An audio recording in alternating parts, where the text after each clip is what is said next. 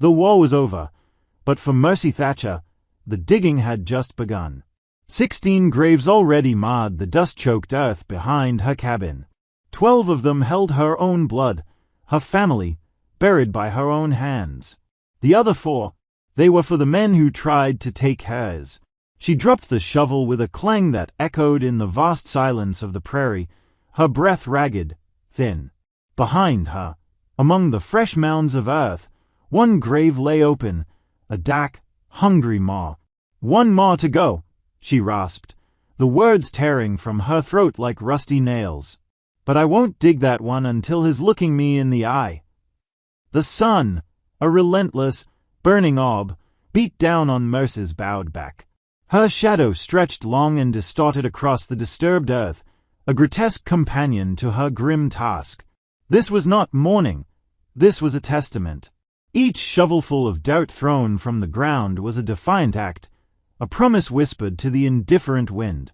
Her hands, calloused and torn, moved with a brutal efficiency, transformed by unimaginable loss into an instrument of grim purpose. They called her the grave digger widow, a fearful whisper carried on the hot, dry winds that swept across the plains. Few dared approach the desolate patch of land where she toiled, where the raw scent of upturned earth mingled with the phantom tang of gunpowder and fresh grief. The rows of freshly dug graves were a stark, unsettling monument, a dark geometry etched into the vast, indifferent landscape. 12 closed and silent. 4 she had filled with men who met their end by her own desperate hand. And the last one, the chilling, empty 16th grave, waited. It waited for a particular kind of justice. Mercy had once been a woman of soft hands and gentle laughter, a pioneer's wife, a mother, her life woven into the fabric of a small, hopeful homestead. But hope had been a flimsy shield against the encroaching tide of savagery. The war had swept through their quiet valley like a plague, leaving behind a trail of ash and agony. Her home, once a beacon of warmth, was now a shell. Her family, once a vibrant tapestry, was shredded to memory. In the brutal aftermath, Mercy found a new, terrible strength. She learned to load a rifle as quickly as she kneaded dough, to aim with the steady hand of a woman who had nothing left to lose but her vengeance. She remembered the day with agonizing precision, etched into her soul like a brand. The scent of burning wood, the screams, the acrid taste of terror. They rode in like devils, a dozen of them, led by him, the man with the scar, a jagged line from temple to jaw. He smiled, a predator's grin, as they tore her world apart. She saw him that day, standing over her husband, then a flicker of steel, a choked cry, and then only silence. Mercy hid under the floorboards, clutching her youngest, the terrifying thump of her own heart drowning out all but the horror. He found her eldest girl later in the barn, and Mercy heard the sounds, the guttural shouts, the desperate pleas. Then, nothing. Just the wind and a deafening ringing in her ears that would never truly fade. Mercy crawled out into the char of her life, finding them all scattered like broken dolls. Her hands trembled then with a horror beyond words, but not now. Now, they were steady, forged by fire. The first 4 who came back, seeking to finish the job, found Mercy waiting behind the overturned wagon, her husband's rifle a familiar weight in her hands. A new kind of terror flashed in their eyes as she shot them down, one by one.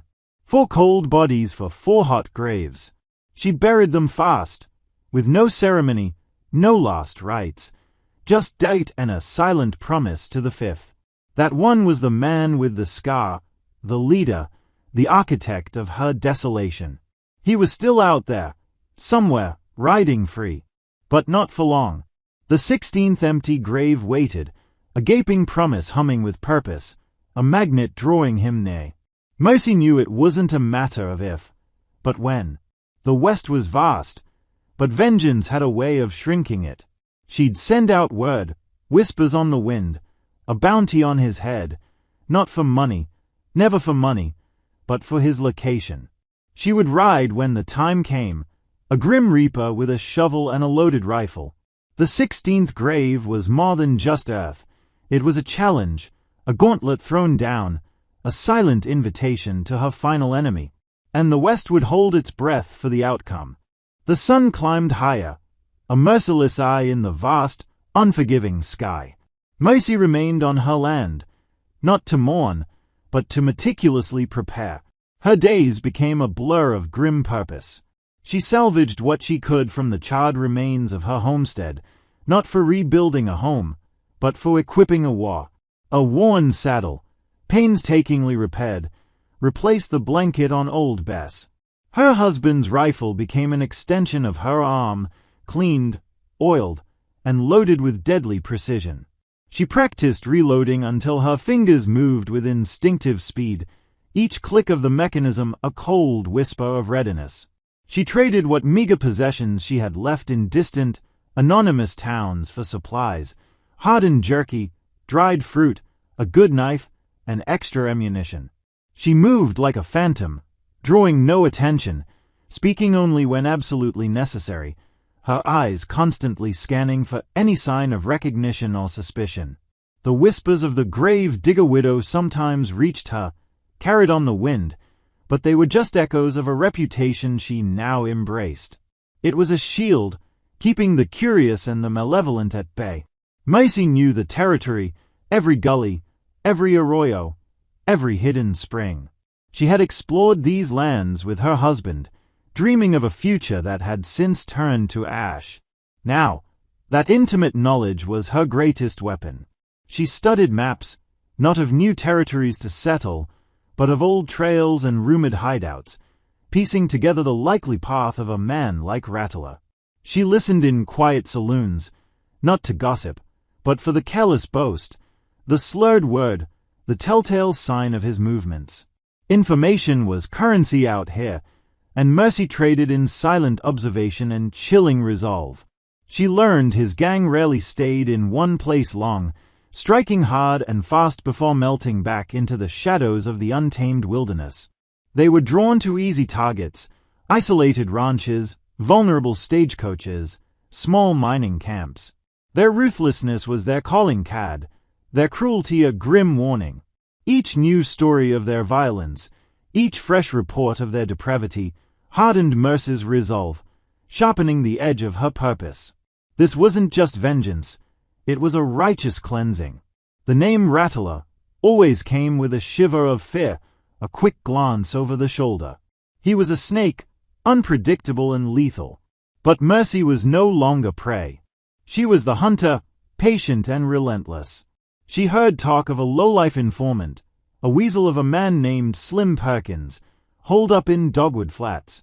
He was known to talk for the right price, or for the right kind of persuasion. Dogwood Flats was a den of thieves and broken dreams, a collection of shacks and desperation, a perfect place for secrets to fester.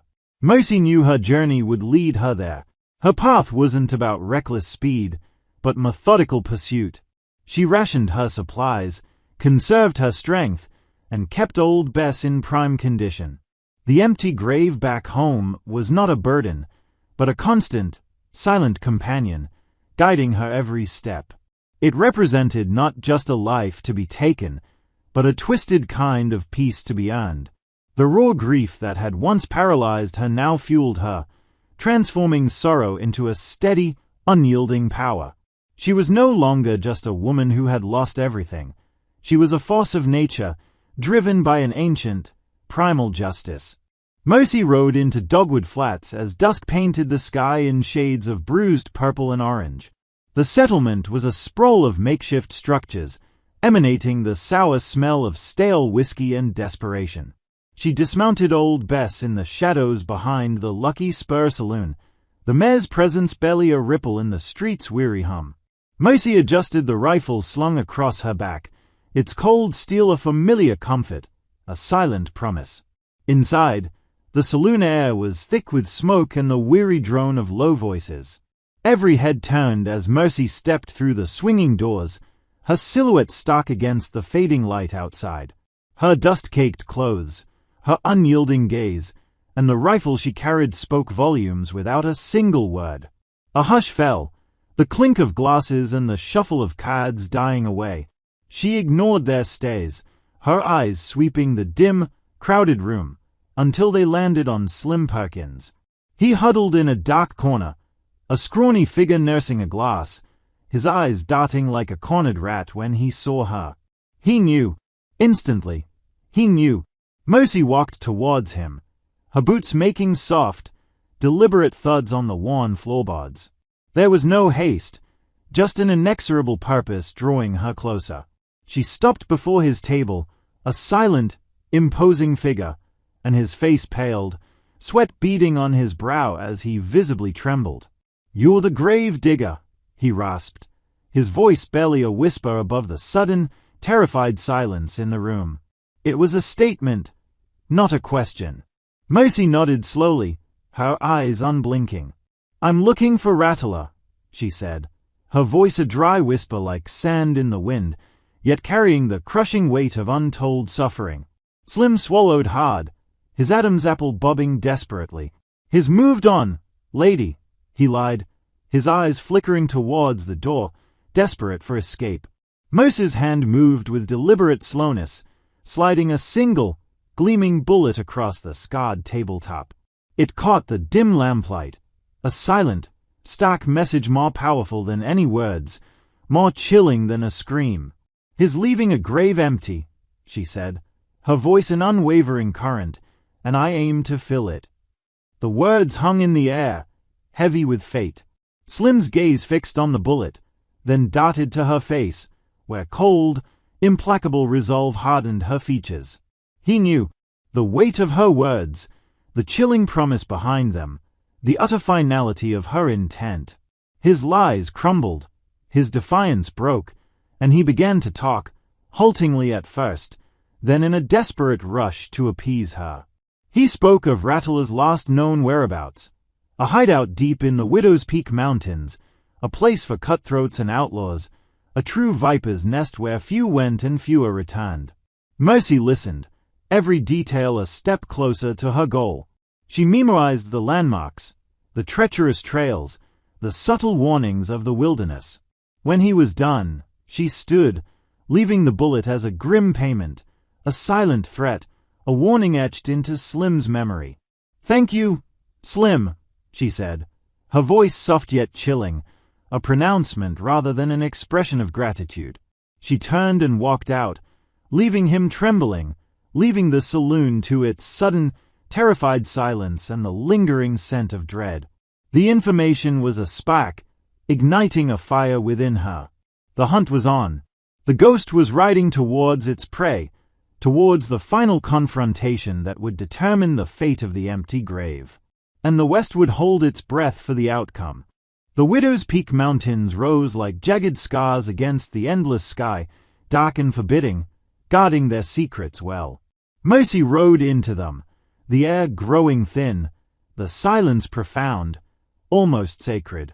Every stone, every twisted pine, every shift of light and shadow seemed to watch her, aware of the grim purpose she carried.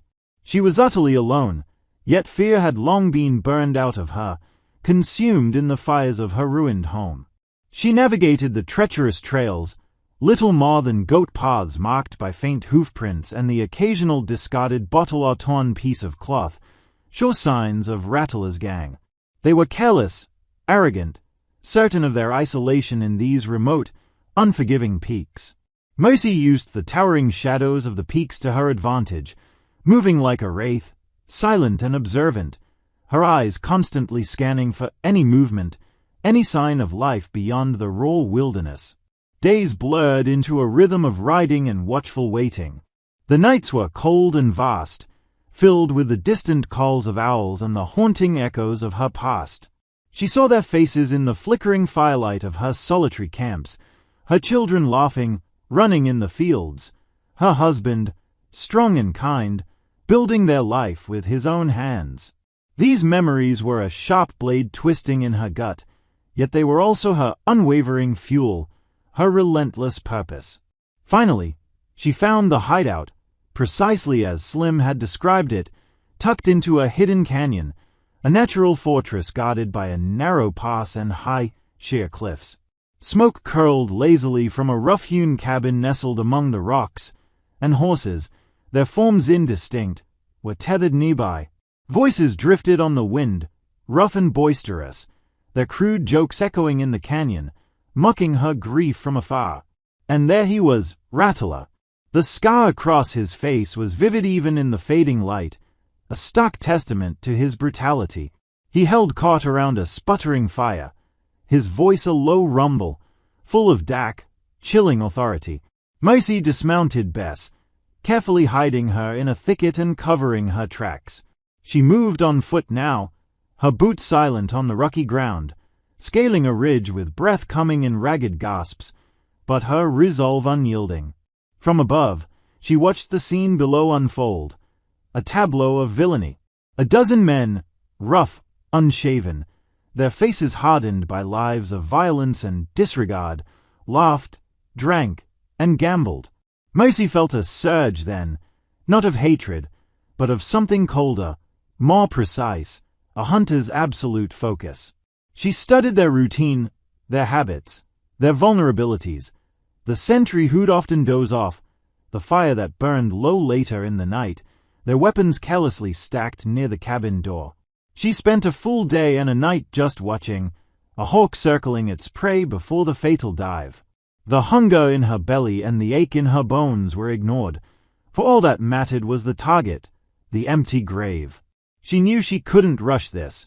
One misstep, one mistake, and it would all be over. Her sacrifice, her family's memory, all for naught. This was not reckless abandon, but calculated precision, born of quiet suffering and unwavering dedication to a sacred vow. As dawn approached, she finalized her plan. Simple, brutal, effective.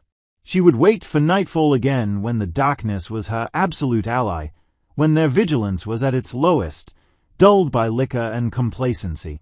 She would take them out, one by one, like thinning a herd, until only he remained, Rattler, the last to face her, the last to truly understand the depth of her resolve, the unimaginable cost of his evil. She thought of the empty grave waiting patiently, hundreds of miles away, a silent, gaping mouth hungry for its final occupant, a symbol of her singular justice. The world seemed to shrink to this canyon, to these men, to the single purpose that consumed her body and soul. The sun climbed higher, casting long shadows across the camp, but Mercy remained hidden, motionless, a ghost in the rocks, watching, waiting for the darkness to fall, and for her vengeance to finally rise like the dawn. Night fell again, a cloak of black velvet over the widow's peak, the air growing sharp with the scent of pine and the chilling promise of cold. Mercy moved like a phantom in the gloom, her movements fluid, her senses heightened. Every rustle of leaves, every distant hoot of an owl, seemed to confirm her presence, her inexorable approach. She approached the camp from the high ridge, a shadow detaching from the mountain itself, the fire below a weak, flickering beacon against the vast darkness. The men were quiet now, sated with liquor and their crude desires. Some snored deeply, others stirred restlessly in their sleep. The sentry, just as predicted, was slumped against a rock, his rifle across his lap, his head lolling, a picture of utter complacency. Mercy descended, silent as a cat, her boots making no sound on the rocky ground. She reached the sentry first, executing a swift, precise movement. There was no hesitation, no mercy given, only a brief, brutal struggle. He crumpled without a sound, his watch ended forever. She took his rifle, adding it to her own, then moved to the next man. One by one, she dispatched them, the men who had followed Rattler. Her movements were economic, her purpose chillingly clear. There was no joy in this, only a grim necessity, a debt being meticulously paid. Some woke briefly, their eyes wide with confusion, before a swift, quiet end. No shouts, no warnings, just the silent, relentless execution of her grim plan until only the final one remained. The cabin door stood slightly ajar, a sliver of light escaping into the night. Mercy pushed it open just enough to peer inside. Rattler was there, alone, slumped at a rough table, a half-empty bottle beside him, his head on his arms, lost in a drunken stupor. The jagged scar across his face stood out even in the dimness, a stark, vile brand. Mercy stepped inside, the floorboards creaking with a soft, telling groan beneath her weight. Rattler stirred, his head lifting slowly, his eyes bleary with drink. He saw her, standing framed in the doorway, a ghostly silhouette with a rifle in her hands, its barrel a dark, unwavering eye. His eyes widened, sobering instantly with pure, primal fear. "Mercy," he rasped, his voice a strangled whisper, disbelief warring with dread.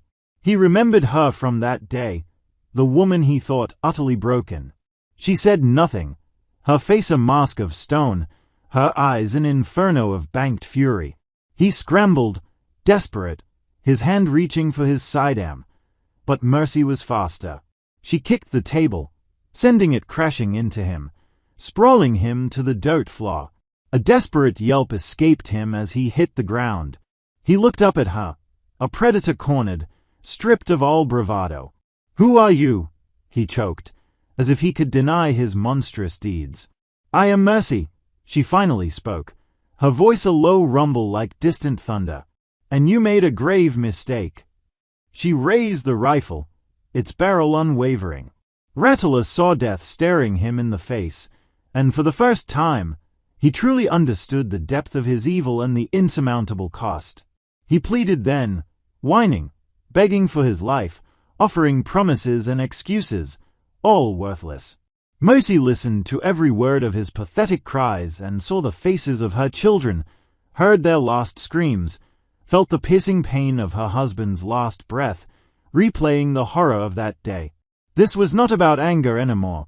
It was about justice, a justice born of the earth and etched in blood and unwavering resolve. She walked closer, the rifle still aimed at his heart. He cowered, a pathetic figure stripped of his power. "You took everything," she said, her voice devoid of emotion, a simple statement of fact. "And you left me nothing but a promise," she added, her eyes burning bright with an ancient fire. Rattler closed his eyes, tears, surprisingly, staining his dirty cheeks. He saw his own end reflected in her gaze. His life was forfeit. The shot rang out, loud in the small cabin. But to Mercy, it felt quiet, a sigh of release. Rattler fell back, a lifeless heap on the cabin floor. The silence that followed was profound and absolute. Mercy stood there for a long moment, the rifle still in her hands, its weight feeling different now, somehow lighter. She looked at him, the man with the scar, the architect of her ruin, and she felt not triumph, not joy, but a quiet stillness, a calm she hadn't known in years. The debt was paid. The circle was complete. The 16th grave, finally ready. She dragged his body out into the cold night, under the watchful, indifferent stars. She dug his grave there, in the mountain, not back in the prairie with her family. He wasn't worthy of their sacred ground. Just a shallow pit under a scraggly tree, unmarked, unmourned. She shoveled the dirt with a practiced rhythm, her hands no longer trembling. She watched the sun rise again over the mountains, casting long shadows over the freshly turned earth and the silent canyon. Mercy mounted Bess, her work he done, her purpose fulfilled. She rode away, leaving the silence and the hidden graves behind her. She would ride back to her own land, to the 16 graves that now held their peace and her family's memory.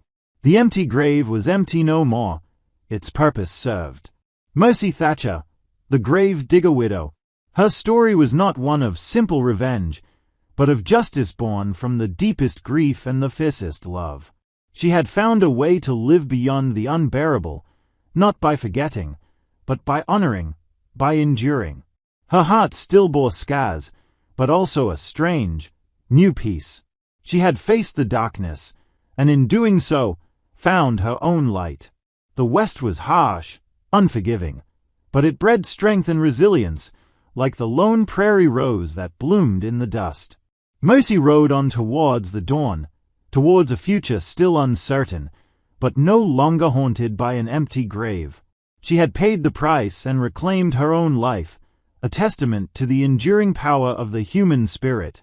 The high plains stretched endlessly, a vast canvas under an indifferent sky. Mercy Thatcher rode, no longer driven by vengeance, but by a deeper, quieter peace. The 16 graves behind her cabin stood in silent testament, each mound a life accounted for, each sorrow laid to rest. The one left empty now held its final occupant, its grim purpose fulfilled. In that scarred landscape, Mercy found not just an end to her war, but the profound calm of a promise honored. Her journey was a testament. Even in the West's brutal heart, true justice, born from love and unwavering will, could carve out its own quiet dawn. If Mercy's unwavering resolve and the untamed spirit of the Old West captured your imagination, you've found your home. At Ironwood Narrative, we unearth the true, gritty, and unforgettable stories etched into history. Don't miss a single chapter of these incredible journeys. Subscribe to Ironwood Narrative today